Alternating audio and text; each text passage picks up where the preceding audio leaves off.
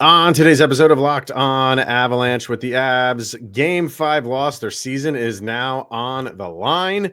Can they do this thing? New episode of Locked On Avalanche coming at you.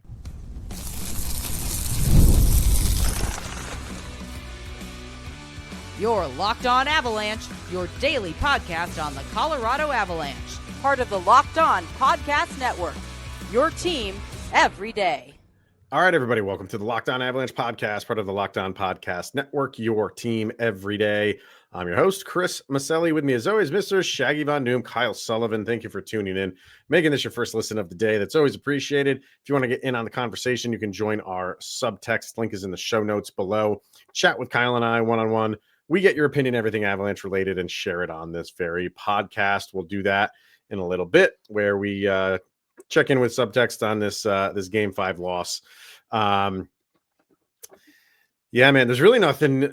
Well, there's a lot to say. I shouldn't say there's nothing to say. There's a lot to say, but it just comes down to now your season is on the line. You are backed into a corner, and you have to come out fighting with absolutely everything you have, and you have to do that for 2 straight games. One at home. If you get that one, you got to go back to Dallas and try to do it there. We'll get to that on if we think it can be done. But we got to focus in on Game 5 right now.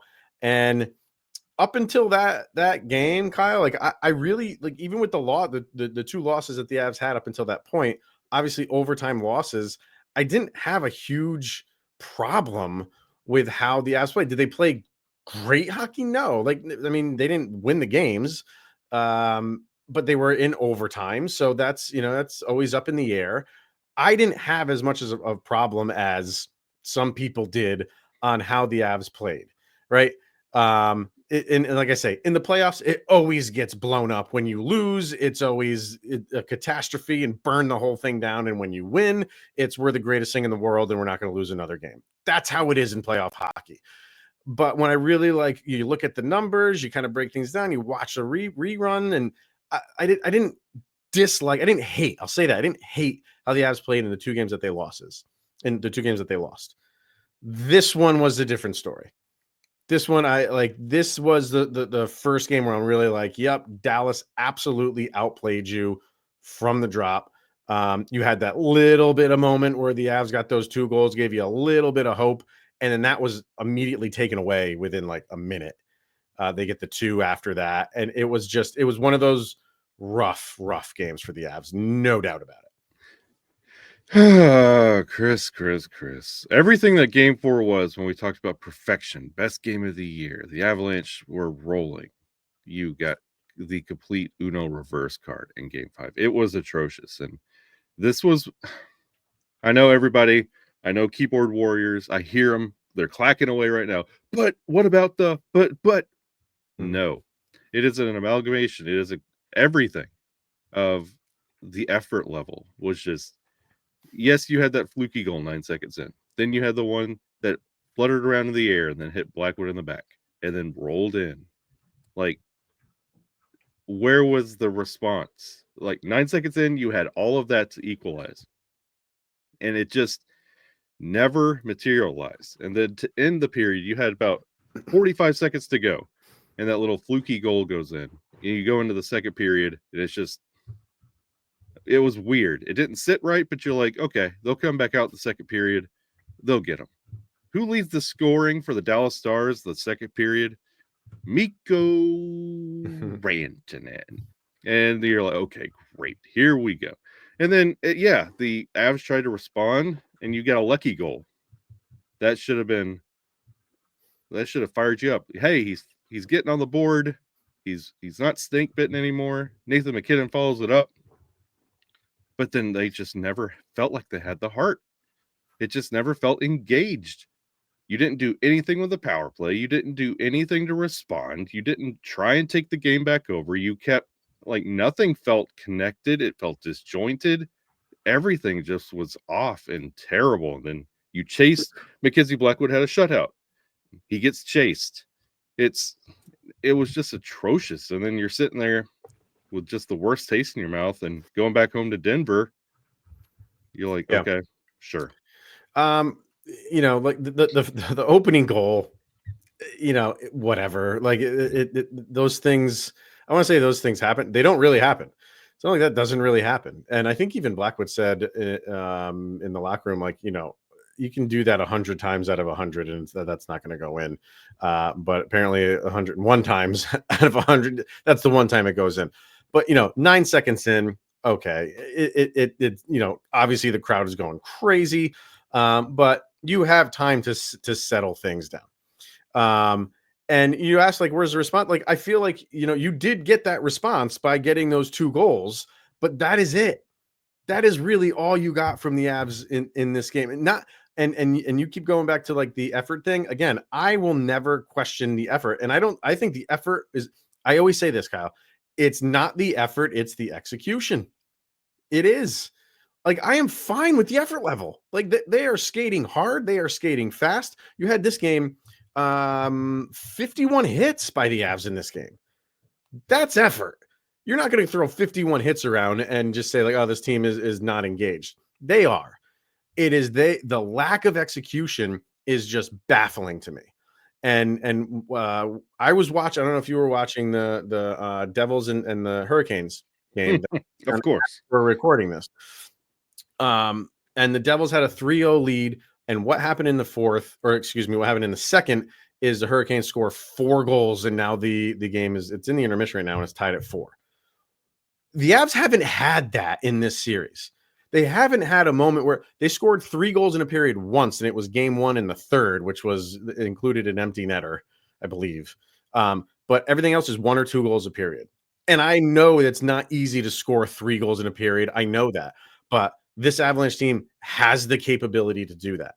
They haven't had a moment or they had a game. They had a game where that was game 4, where everything was going their way. But they only have 4 goals out of that. And I say only 4 goals. I mean, you shut them out 4-0, great.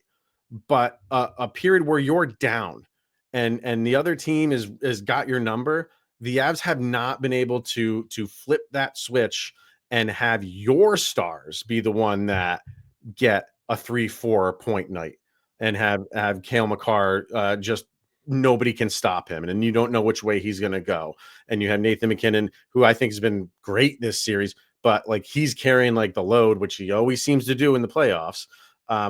They just have not had that. They need that. They need a pit where they are down and they're losing, and then things just turn. But it just seems in this series, it's like how a game starts is kind of how it goes for that game. You have I don't feel like you've had so much like tilting of the ice and just back and forth of losing a lead and gaining a lead. Like, I haven't seen that from the Avs, and you're running out of time to do that, because if you get down in this game, you just have no, I don't want to say hope, because I like this team. It is a good team, but the man, if you get like the Hurricanes are down 3 goals, if that's the Avalanche, you just feel like it's over. And I shouldn't feel that. And see, and when I mention the lack of effort all series, when I bring that up, let me contextualize it. It's not, yes, I could see they have hits, but find me another glaring stat that leans towards the Avalanche. You're not going to find it. It's effort. Like, why are we the only ones bothered that you are down 2-0? Watch them on the ice. They are so blasé, business as usual. Like, there is not a takeover. There is not a frustration. Look around you, Colorado. 1 game away, you are staying in Colorado. You just take your bags, clean out your lockers. That's it. Mm-hmm. Like, when do you get bothered that you're down? When do you get bothered that things aren't going your way? When do you stop because it's not clean. You don't see that Nathan McKinnon takeover. Cale Makar has been a pylon all series long. You have Gabe Landeskog. Like, the thing that everybody keeps saying, oh, I can't wait till he comes back. I can't wait till he comes. He's been back. And he was a part of this game that was just, you got the fluky goal at the start and that weird goal at the end of the first. Mm-hmm. There was a whole period in between those that you could have taken it back over. You could have slowed things down. Like, the passing is so disjointed. It took forever, at least half of the first period, for a clean zone exit. Like nothing was working, and you didn't see that frustration of, hey guys, we got to start playing better. You got like that active in-game, like taking control and ownership of the game and saying, hey, this isn't how we're going to go. Just that whatever Dallas is doing, oh, this is frustrating, oh, this is aggravating, and then limiting to a player or a call or no, take the game over. You're the Colorado Avalanche, the deepest team, like I've said many times, deeper than the 22 team. You shouldn't be in this position. I'm just not seeing on the eye test this team being bothered that they're down or they're losing. This team took you to overtime twice and beat you in overtime. Like, where is the frustration that you're having to play extra hockey? Like, you want to see this team get bothered, aggravated, emotionally engaged in this series. Everybody else is but the team. And you're seeing it when everything goes right and they don't have to try. When everything falls in place, game 4 happens. But the first 2 periods of game 1, game 2, game 3, and game 5, there's just no engagement. They just do not seem bothered by their position or predicament or the score. They're just going to keep on rolling as business as usual. And now we're looking at possibly going home. And it shouldn't be this way for this team. You know, when they did get those 2 goals, again, and you felt like, okay, maybe this could be that moment that I was kind of referencing. And then immediately Dallas gets 2 goals. So they're back up by 3. And you're like, it's tough for any team to do that twice, to get it back within even 1, and let alone try to tie it. But the way just that game was going, and has this not been the MO of the Avalanche all season, Kyle, is just the inconsistency from game to game. You can have a game 4 where from beginning to end, you are the better team. And then you can have this game 5 where the next game, it's a complete 180. And, you know, again, we go back to, this is a Dallas team who doesn't have 2 of their best players on the ice. And you can't put them away. That's a testament to Dallas. But you know, it's kind of frustrating because you went into game 5 thinking, oh, all you have to do is just continue to play like you did in game 4. They know what worked. Go out and do it again. And you got it for maybe like 3 minutes in this game, and that was really it. And that's the frustrating thing. We're going into game 6. We can't keep touting game 4 as the shining example of what the Avalanche can do when they have given you 4 other games when they show you what they are. And that's the problem. That's the true problem. Like, Dallas is not, like, they're a great team and they're playing better hockey. But when it comes to roster, top to bottom, they are not better than the Colorado Avalanche. They're playing better hockey. The Avalanche are just not playing good hockey. They're just not, you know, to use the phrase, stacking lines. You'll get a good line from someone and it's not followed up by a good line for the team that's taking their place. And again, you know, you can always, game 4 is the outlier. Yep. Game 4 is, you got that. Everything you wanted from an Avalanche team, you got all of it in game 4. And then all the other games, with the exception of game 1, I think game 1, they looked really good for most of that, obviously. But your wins are over here. Your losses are over here. And there's nothing in the middle. You know, and I say that knowing full well that 2 of those losses were in overtime where you had chances to win it, but you can really pick those apart and be like, oh, there's good and bad in those games as well. So it continues to be a frustrating thing. There was another, so you mentioned like kind of stats. There was a couple that I wanted to bring up. And there's another thing, not to keep going back to this Devils and Hurricanes game, but the Hurricanes did something where, again, something that you want the Avs to do. So we'll, a lot to do. So we got that. We got our subtext people. Of course, we have a sound check. So we'll do that next. All right, we got FanDuel. The NBA playoffs are here, and FanDuel is giving new customers an incredible way to get in on the NBA playoff action. Because right now, when you join FanDuel and place your first $5 bet, you'll get $250 in bonus bets if your bet wins. This is where I kind of check in with you on my Knicks, because I don't check in on them myself. So how are they doing? The Knicks are doing great. Also, a good FanDuel bet, ride Cleveland. They just beat the Miami Heat man. into obscurity. What So I saw the third period score of that, and it was like 83-39 or something like beat that. them Like, by 55 in a Game 4 sweep. yeah, NBA playoffs are great. So don't miss out. Head over to fanduel.com and claim your $250 in bonus bets today. Once again, you get $250 in bonus bets if your first $5 bet wins. It's the NBA playoffs. They are here, and get in on the action over at FanDuel. All right. Like I said, the Hurricanes did something in the second period that I really liked. And it's You had me at did something. it's yeah, you don't like them. This is not rocket science here. This is not rocket surgery. They had a 5-on-3, and they didn't make more than 2 passes before shooting the puck. Oh my! At a 5-on-3, and I'm watching that, and guess what? They scored on it. They scored on it with maybe like 3 or 4 seconds left. So they got another. That power play ended, and you I think there was like a little over a minute for their second power play. So I'm watching that, and I'm like, wow, like, because I watch the Avalanche more than any other team, but it's like, yeah, the Avs get too cute too often, and 5-on-3s, we've seen it from the Avs in this series where there's way too many passing going on.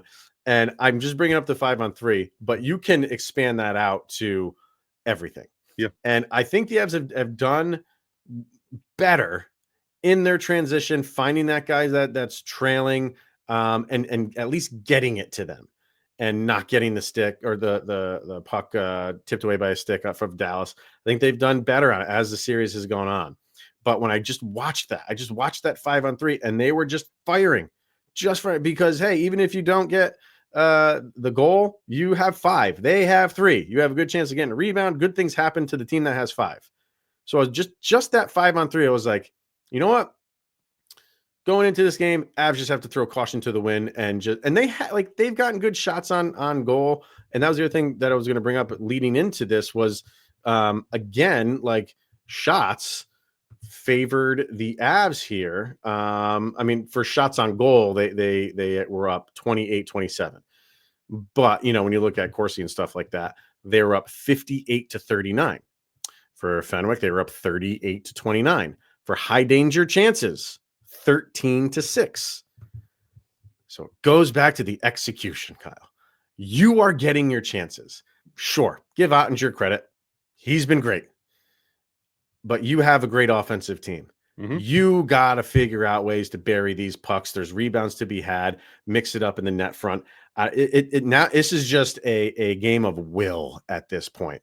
You can throw out all the stats and throw out all the game plans and stuff like that. At some point, the anger and the frustration and the want to from what's that Rookie of the Year, or no, the have to. It's the have to from Rookie of the Year. Needs to take over and just go all out. And I'm not saying they're not doing that, but and Chris, you touched on a great point, and that's something like I know everybody likes to say, "Wow, Shaggy about Doom, you're real doom and gloom." It's because I watch a lot of different teams. I watch the Avalanche and never miss a game. I watch the Devils. I've been watching a lot of that Florida Tampa series. Been watching that Montreal Washington series. I'm watching other teams and how they play, because this could be a potential opponent. So why not watch? So you're seeing different styles and different hockey teams and how they go about it, overcome that Florida Tampa game the other night. It seemed like it was in the bag, and then it wasn't. You see leads erased all the time. You see teams adapt and play playoff hockey. And then you sit down for an Avalanche Dallas Stars game, and that's where the effort, that's what I keep talking about. When if you're just watching the Avalanche, you're just it doesn't match up. But watch other teams and how they adapt and come back, and the execution that you're talking about. Like putting it together, like Nathan McKinnon turnovers, where he just throws his head up. Like, you've got to move that puck. You have, like, when you are getting double teamed in hockey, it is basic math. If you're getting double teamed, somebody is open. Mm-hmm. Move that puck.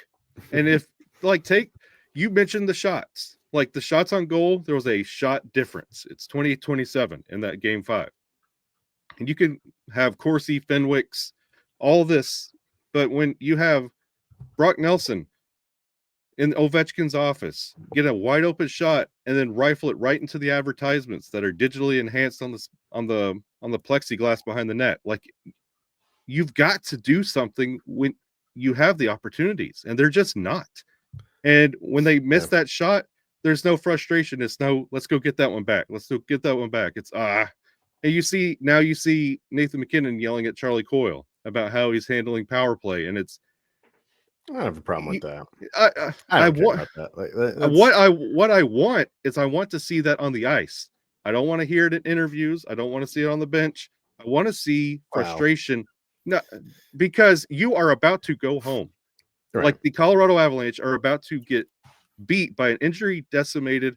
I'm tired of seeing crawls on the bottom of my broadcast saying this is the first time the Dallas Stars have done this since March this, April this. Guys, this is a Colorado Avalanche team that is deeper than ever with Gabe Landeskog back. Last time he was with this team, they won the cup. It's been 3 years.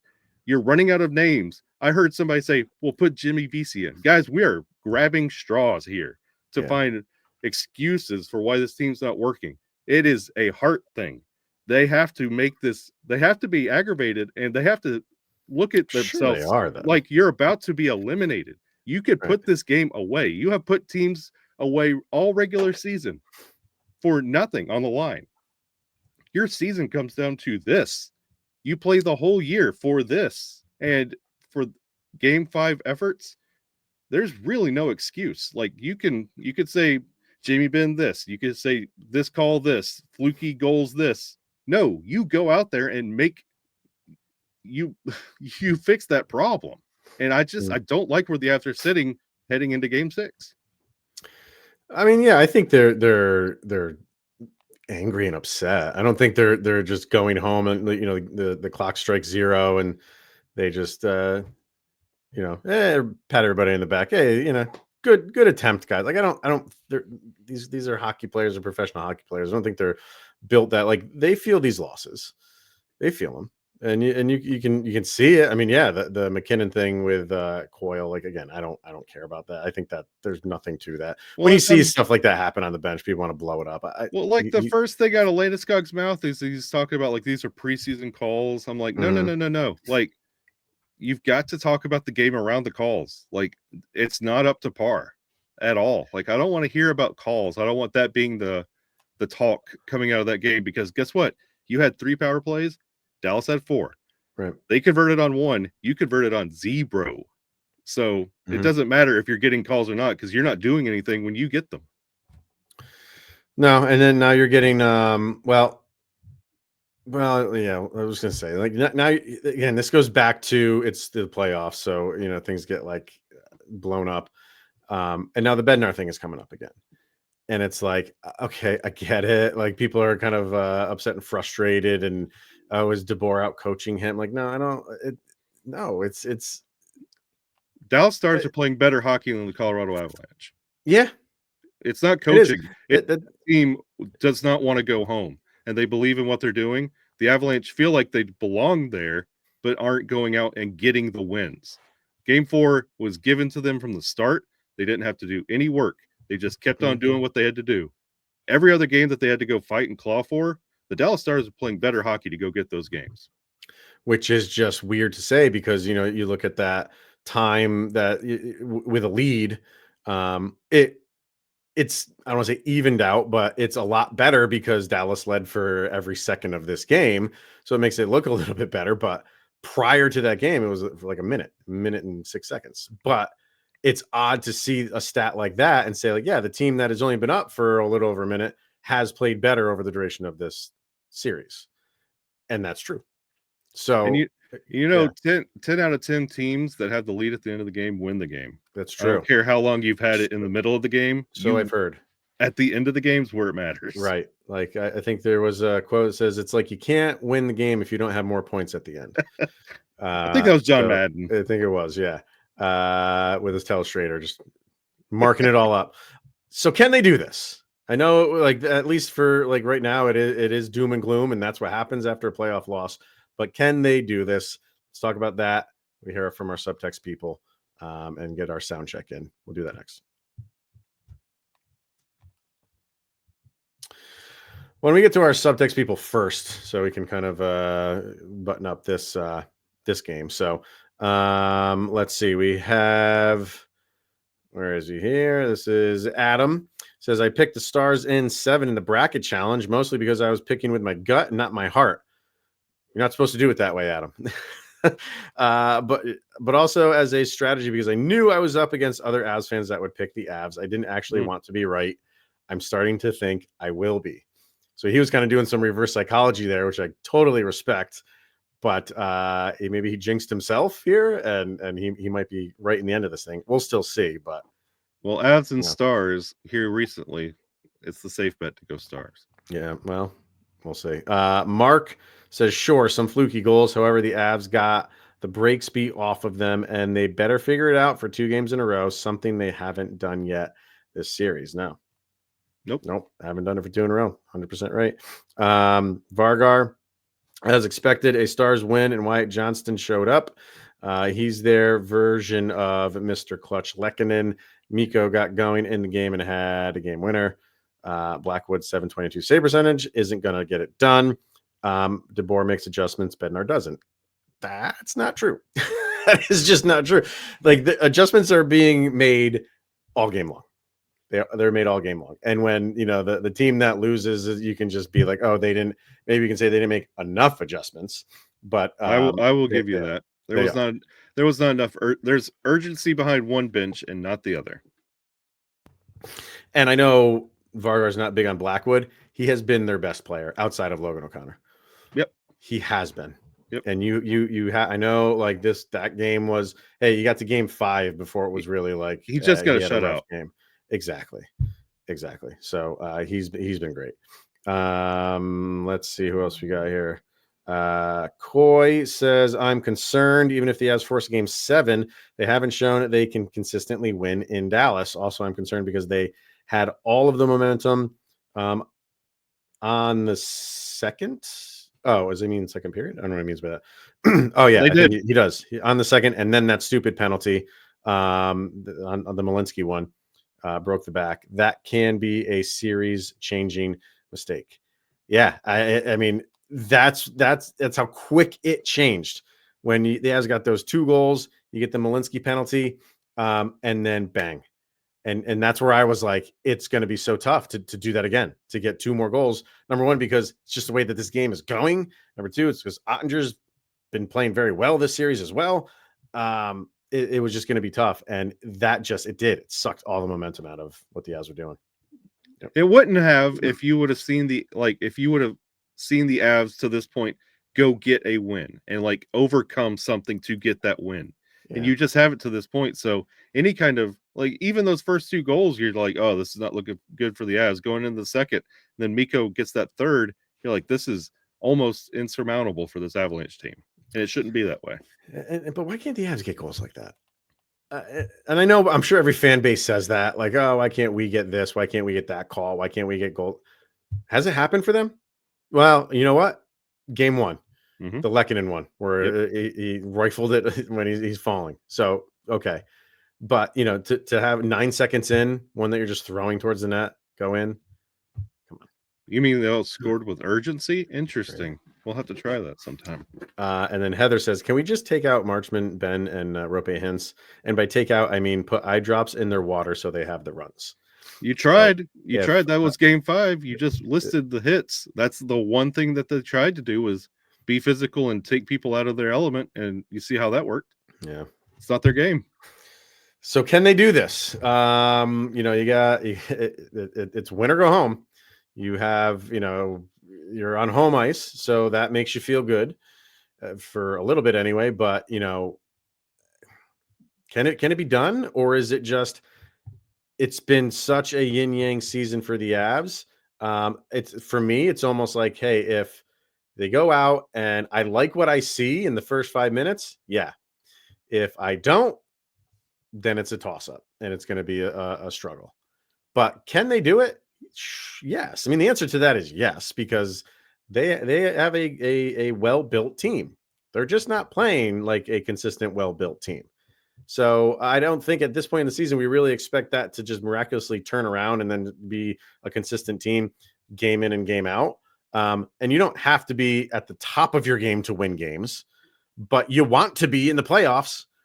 So the short answer to that is yes, they can. Is it going to be difficult? Immensely difficult. Yeah, especially because I just, the thing that concerns me the most is I just do not see that playoff hunger. I just see that annoyance, that passive, like blase annoyance that it's starting to be a problem. And I want to see them come out and be hungry in front of ball, because then you're going to be putting your sticks up at the end of the year, thanking everybody for coming out and supporting the team this year. And it shouldn't be that way. You want to see this team get hungry and go get these wins. And I want to see them like talk about, hey, we want the Stanley Cup. We feel good about this team. I want them being confident instead of talking about what didn't go their way. Well, we got to do this. The calls are this. Like, you have your perfect team. You have no excuses. Go do the job. And I said, I always thought like this game was going to be won on, or the series was going to be won on home ice. So, I feel like good about the Avs in game 6, but game 7 I always lean towards the home team in a game 7. Don't care what the sport is. I just feel like they have to have kind of the advantage there. But we'll cross that bridge when you come to it, because you can't think about game 7. There's not going to be a game 7 if you don't take care of game 6. So you got to do that one game at a time, one period at a time, one shift at a time, all the cliches. And the Avs got to do it. But yeah, if they don't come out with some energy here, you got to start having some maybe bigger questions that we will talk about in an off season, which might be here sooner than we want it to be. And if it does come up this early, like if we're talking off season, it is going to be a very interesting off season, because if this doesn't work, what will? It's a good question. Good question. So, all right, let's get our sound check in and wrap this thing up. This is where we pick one song each that summarizes the most recent game and put these songs up on a playlist over on Spotify. It's on the playlist LOA Soundcheck. Volume number 4 is where you can find these songs. So what do you got for this one, sir?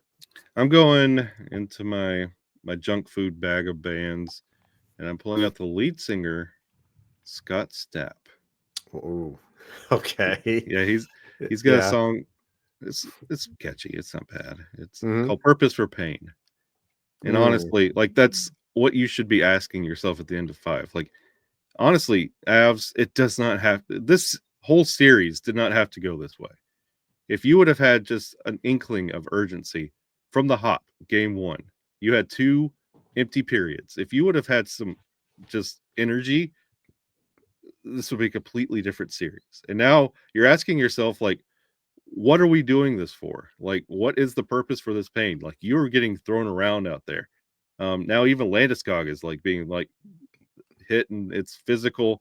Like, it doesn't have to be this way. What are you playing for? That's what the purpose for all this pain, and the purpose for you being down 3-2 going to ball. It's a good one. I'm kind of in that same realm. I went with my boys, tried and true Pearl Jam. So, like, when in doubt, go with what you know. And that's the boys from Seattle, and off their newest album, which still is just phenomenal. It just go out and if you haven't listened to it yet, I don't know why you haven't, because it came out a year ago. That's how long that Dark Matter came out a year ago. Crazy. But there's a song on there called Got to Give. And you can look at that in a number of ways, like, because the whole chorus is something's got to give. So you can look at it that, like, just as what it is, or you've got to give more. You have to give more. And when it's the playoffs, you just have to. Or, like you said, you're coming back to Colorado. You might be staying in Colorado if you don't give some more. So that is where we're at, sir. I think it can be done, though. I think it can be done. If any team can do it, I would feel like it to be proven wrong. Yeah, I would like to be elated. I would love for them to prove you wrong. And some of the comments going around, I would love for those people to be proven wrong too. Good Lord. All right. Come out of the woodwork when it's the playoffs. So that is going to wrap it up, everybody. So we'll be back tomorrow. We'll talk more about what we're expecting, because this is one where there's 2 days off in between, right? And for some, May 1st. I'm just double checking this Devils game. That's still tied, by the way, 4-4. So we'll wrap this up so you can go finish watching your team. Yeah, I take off my Outcast shirt and I got devil stuff underneath. So we'll be back tomorrow and discuss what we're expecting for Game 6, get some predictions and all that fun stuff. So thank you for tuning in, making this your first listen of the day. Always appreciated. He is Mr. Shaggy Von Doom, Kyle Sullivan, and I am Chris Maselli. This is the Locked On Avalanche podcast. We'll see you guys tomorrow, where you have made it through another 24 hours, where Sidney Crosby's that much closer to being a part of the Colorado Avalanche. Why would he want to?